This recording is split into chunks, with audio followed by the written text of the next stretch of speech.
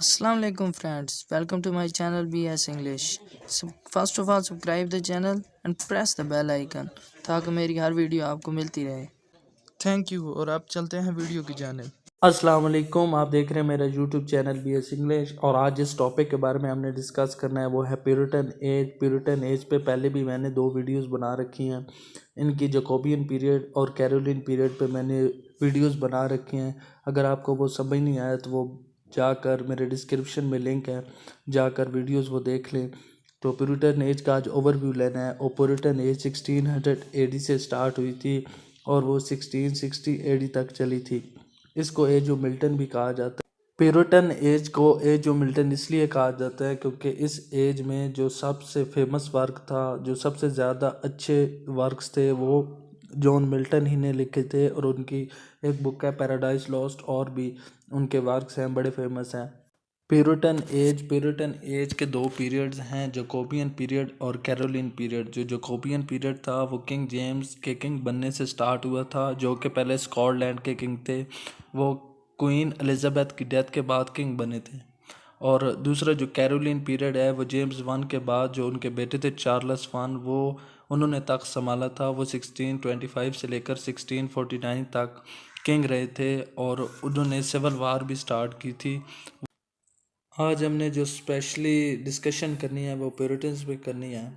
तो प्यूरिटन्स जो थे वो प्रोटेस्टेंट का एक ग्रुप था जो कहता था कि हमने चर्च को नहीं मानना, हमने सिर्फ जो चीज़ें बाइबल में हैं हमने उन ट्रेडिशन को फॉलो करना है।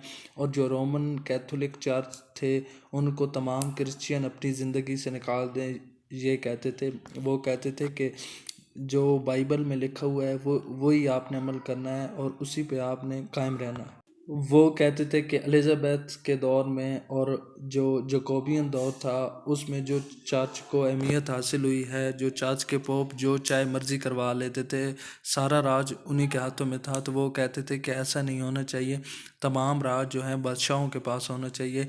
ये प्यूरिटन्स कहते थे कि जो हम रिलीजन फॉलो कर रहे हैं वो प्योर रिलीजन है, वो खालिस है। बाकी कैथोलिक और जो दूसरे हैं उन्होंने अपने आप में ऐसी तब्दीलियां कर ली और ऐसी रस्म रवाज पैदा कर लिए हैं जो बाइबल में नहीं थी। 1649 में ओलिवियर क्रोमवेल किंग बना था, वो भी एक प्यूरिटन था। उसने जब इंग्लैंड पर हुकूमत स्टार्ट की तो उसने जो तमाम प्यूरिटन्स के कानून थे वो इंग्लैंड पर लागू कर दिए थे। सबसे पहले उसने क्या किया था कि थिएटर जितने भी थे उनको उसने क्लोज़ कर दिया था। थिएटर को क्लोज़ करने से जब प्ले थे, वो ड्रामा था, वो बहुत मुतासिर हुआ था। और उसने एक सेंसरशिप बोर्ड बनाया था कि जो भी राइटर अपनी राइटिंग्स लिखता था उससे पहले सेंसर बोर्ड से मंजूर करवाना पड़ती थी। अगर वो प्यूरिटन्स के ख़िलाफ़ राइटिंग लिखता था तो उसकी जो राइटिंग को बैन कर दिया जाता था और उसे सज़ा दी जाती थी। इसके बाद उसने जितने भी तफरीह मकामात थे, रिक्रिएशन पॉइंट थे, प्यूरिटन्स के दौर में वो तमाम के तमाम बंद कर दिए गए थे।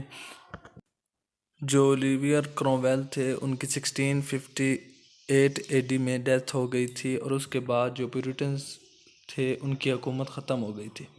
प्यूरिटन्स की ये भी ट्रेडिशन था कि वो ब्लैक पहनते थे ज़्यादातर और वो बाइबल की सैड स्टोरीज़ पढ़ते थे, इसलिए उनको मुस्कुराना जो है वो अच्छा नहीं लगता था। और वो कहते थे कि हमने जो तमाम और जो ट्रेडिशंस हैं जो बाइबल में नहीं है वो उसको नहीं मानते थे। वो कहते थे कि हमने इनको इंग्लैंड से ख़त्म करना है। आज प्यूरिटन्स के बारे में यही था। अगर आपको मेरी वीडियो अच्छी लगी है तो मेरे चैनल को लाइक कर दें, सब्सक्राइब कर दें और बेल आइकन के बटन को दबा दें ताकि मेरी हर वीडियोज़ आपको मिलती रहें।